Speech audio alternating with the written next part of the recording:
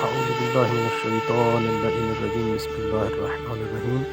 فرمایا حضرت رسول خدا صلی اللہ علیہ وآلہ وسلم نے، عالم کی ایک وہ گھڑی ہے جب وہ تکیہ پر سر رکھ کر مسائل علمی پر غور کرتا ہے، عابدوں کی 70 سال عبادت سے بہتر ہے۔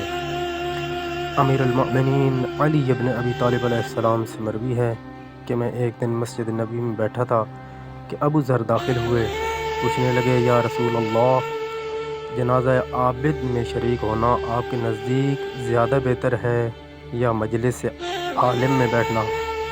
فرمایا، اے ابو ذر، مراکز میں ایک گھڑی بیٹھنا خدا کے نزدیک 1000 شہیدوں کے جنازے کی شرکت سے زیادہ محبوب ہے۔ ایک ساعت علمی مذاکرہ میں بیٹھنا خدا کے نزدیک زیادہ بہتر ہے ان 1000 راتوں کے قیام سے جن سے ہر رات 1000 رکعت نماز پڑھی جائے۔ راوی نے پوچھا، کیا مذاکرہ علمی کل قرآن پڑھنے سے بہتر ہے؟ فرمایا، اے ابو ذر، مذاکرہ علمی میں بیٹھنا خدا کے نزدیک زیادہ محبوب ہے۔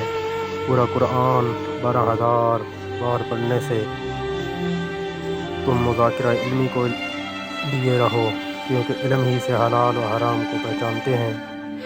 جو شخص علم کا کوئی دروازہ تلاش کرنے کے لیے گھر سے نکلے، خدا اس کے ہر قدم پر ایک نبی کا ثواب عطا فرماتا ہے، اور ہر حرف کے بدلے میں جو سنے یا لکھے جنت میں ایک شہر عطا فرماتا ہے۔ طالب علم کو خدا بھی دوست رکھتا ہے، اور ملائکہ اور انبیاء بھی، اور انہیں دوست رکھتا ہے علم کو، مگر سعید بشارت ہو طالب علم کو روز قیامت۔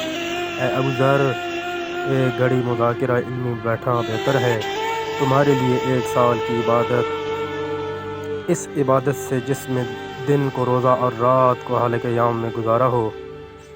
عالم کے چہرے کی طرف نظر کرنا تمہارے لیے بہتر ہے 1000 غلام آزاد کرنے سے۔